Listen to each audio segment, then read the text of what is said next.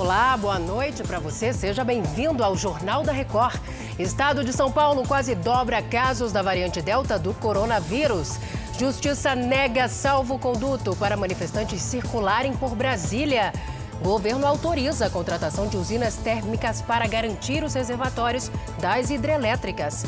O Jornal da Record já está no ar.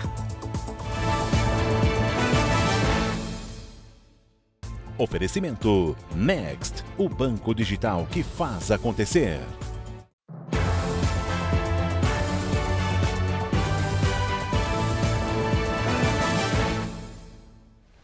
Começamos por São Paulo, porque em pouco mais de uma semana, o número de casos da variante Delta quase dobrou no estado. Os detalhes deste levantamento agora com a Giovana Rizardo. Oi, Giovana, boa noite para você.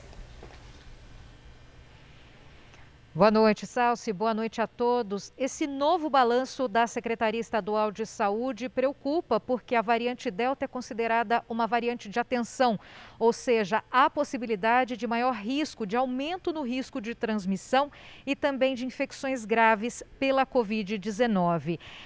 Do monitoramento do estado, das amostras analisadas, até o fim de agosto, Salsi, eram 764 registros da Delta. Agora são 1.409. Isso representa um crescimento de quase 85%.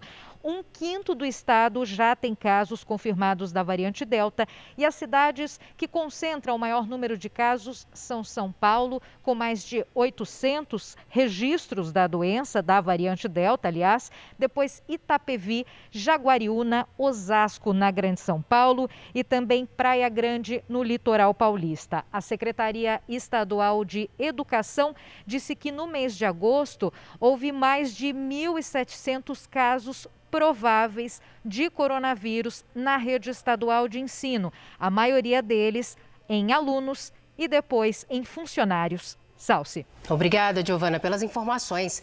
E o Rio de Janeiro registrou nas últimas 24 horas o maior número de casos de Covid-19, isso desde o início da pandemia, em março do ano passado. O Leonardo Aque tem os detalhes pra gente. Oi, Léo, boa noite para você. Oi, Salsi, boa noite para você, boa noite a todos.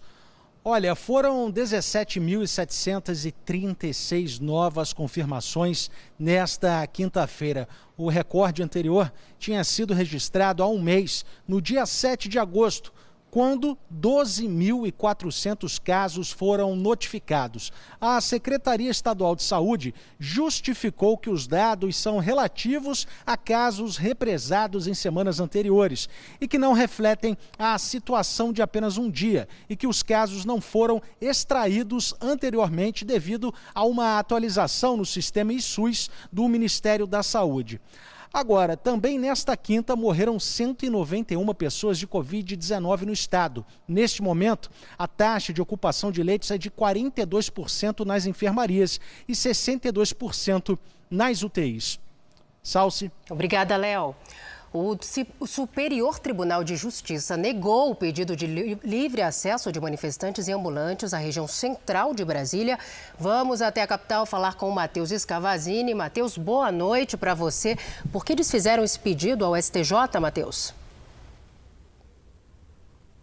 Boa noite, Salsi. Os manifestantes fizeram esse pedido de salvo-conduto ao STJ porque o governo do Distrito Federal bloqueou a área entre a Praça dos Três Poderes e a Esplanada dos Ministérios. A intenção do pedido era que os manifestantes não fossem incomodados no direito de ir e vir até o dia 20 de setembro e que a entrada de ambulantes na região não fosse proibida. Ao STJ, eles argumentaram que o governo do Distrito Federal determinou o isolamento da área para inviabilizar as manifestações. Na decisão, o ministro do STJ, Joel Paciornik, entendeu que os manifestantes não comprovaram a suposta ordem. Salsi. Tá certo, Matheus. Obrigada. E agora à noite, durante a live semanal, o presidente Jair Bolsonaro comentou a divulgação de uma nota que defende a harmonia entre os poderes. Nós temos que dar exemplo aqui em Brasília. Por mais que eu ache que você está fazendo a coisa errada ou eu esteja fazendo a coisa errada, dá um tempo. Deixa acalmar um pouquinho. Comecei a preparar uma nota. Eu telefonei ontem à noite para o Michel Temer. falei com ele hoje de manhã novamente, o ex-presidente da República. Ele veio a Brasília, por 2 momentos conversou comigo aqui, um pouco mais de 1 hora. Ele colaborou com algumas coisas na nota, eu concordei e publicamos. Está pronto aí, filho? Tá. E publiquei. Não tem nada demais ali. Eu acho que o que eu dei ali, a resposta é a seguinte: eu estou pronto para conversar. Tive hoje à tarde com uns 12 pessoas, a maioria caminhoneiros, vieram falar o que fazer, né? Eu falei, olha, vocês para mim já fizeram uma coisa fantástica, ajudaram nesse movimento. Falaram que manter o movimento até domingo é um direito deles, tá? E vão suspender depois de domingo, essa é a ideia de muitos deles ali. Eu não influencio nessa área. Fui bem claro, se passar de domingo, segunda, terça, a gente começa a ter problema seríssimo de abastecimento, influencia na economia. Então o povo foi às ruas para dizer o que quer democracia, eu quero que todos joguem dentro da quadra da Constituição, eu quero liberdade de imprensa, eu quero meu direito de ir e vir. Muitos que participam, né, que é uma reação imediata, em especial do presidente. Aí eu autorizo. Eu não vou sair das 4 linhas. É o que eu disse. Nós, cada vez mais agora, vamos dizer a alguns, olha, você tem que jogar dentro da 4 linhas também, senão vai dar ruim, vai dar problema. Vamos saber, então, quais foram os pontos destacados pelo presidente Jair Bolsonaro na nota que defende a harmonia entre os poderes. A declaração à nação tem 10 tópicos. O presidente diz que nunca teve nenhuma intenção de agredir quaisquer dos poderes. A harmonia entre eles não é vontade dele, mas determinação constitucional que todos, sem exceção, devem respeitar. O presidente sabe que boa parte dessas divergências decorrem de conflitos de entendimento acerca das decisões adotadas pelo ministro Alexandre de Moraes no âmbito do inquérito das fake news. Mas na vida pública, as pessoas que exercem o poder não têm o direito de esticar a corda, a ponto de prejudicar a vida dos brasileiros e sua economia. Por isso, ele declara que suas palavras, por vezes contundentes, decorrem do calor do momento e dos embates que sempre visaram o bem comum. Em que pesem suas qualidades como jurista e professor, existem naturais divergências em algumas decisões do ministro Alexandre de Moraes. Sendo assim, essas questões devem ser resolvidas por medidas judiciais que serão tomadas de forma a assegurar a observância dos direitos e garantias fundamentais previstos no artigo 5º da Constituição Federal. Reitero meu respeito pelas instituições da República, forças motoras que ajudam a governar o país. Democracia é isso: executivo, legislativo e judiciário trabalhando juntos, em favor do povo e todos respeitando a Constituição. A mudança de postura do presidente Jair Bolsonaro, que fez um grande aceno para tentar melhorar a relação com o Supremo, veio depois de um encontro com o ex-presidente Michel Temer. Temer almoçou com Bolsonaro aqui no Palácio do Planalto e teria redigido o texto da Carta à Nação. 2 pontos chamaram a atenção: o elogio à formação jurídica de Alexandre de Moraes e que as decisões judiciais seriam cumpridas. Durante os protestos, o presidente havia dito que não cumpriria as decisões do ministro do STF. E o mais surpreendente, fontes confirmaram ao Jornal da Record que Bolsonaro e Moraes se falaram por telefone. Mais cedo, em conversa com apoiadores, o presidente havia pedido para que os caminhoneiros liberassem trechos das rodovias ainda bloqueados. Vou conversar com os caminhoneiros para a gente tomar uma decisão, ok? Um grupo de caminhoneiros autônomos foi recebido pelo presidente. No encontro, Bolsonaro não pediu desbloqueio das rodovias, mas teria demonstrado preocupação com a possibilidade de uma grande manifestação que poderia, nas palavras de Bolsonaro, provocar desabastecimento e inflação. Os manifestantes explicaram que entre as reivindicações não estão pautas da categoria, como o preço do combustível e do frete. Dessa vez, eles querem ser recebidos pelo presidente do Senado, Rodrigo Pacheco, e estão protestando contra o Supremo. Nós estamos mobilizados pelos direitos de liberdade, direitos de expressão, direito de manifestação. O povo brasileiro, infelizmente, está sendo impedido de se posicionar em muitas questões e nós precisamos que isso mude, que a Constituição seja respeitada de forma integral. Nós somos brasileiros, patriotas, caminhoneiros na sequência, mas a nossa pauta é contra a STF, não diria assim, contra.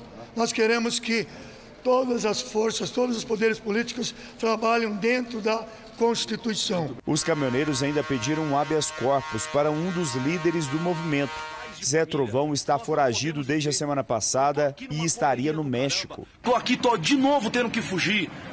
De novo, porque eu queria me entregar, mas ninguém quer deixar eu me entregar. Por que eu quero me entregar? Porque o povo brasileiro tem que saber que eu estou do lado de vocês. Ironicamente, o pedido de liberdade será encaminhado ao Supremo Tribunal Federal.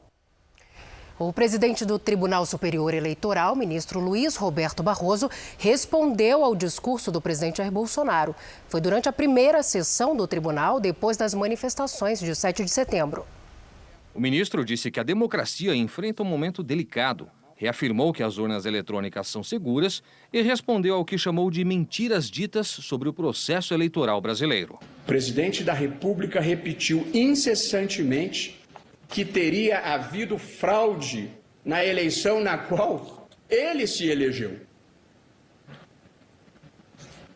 Disse eu, então, à época, que ele tinha o dever moral de apresentar as provas. Não apresentou. É tudo retórica vazia contra pessoas que trabalham sério e com amor ao Brasil. Barroso lembrou que a possibilidade de implantação do voto auditável foi encerrada na Câmara e disse que a volta ao passado poderia levar ao risco de fraudes no processo.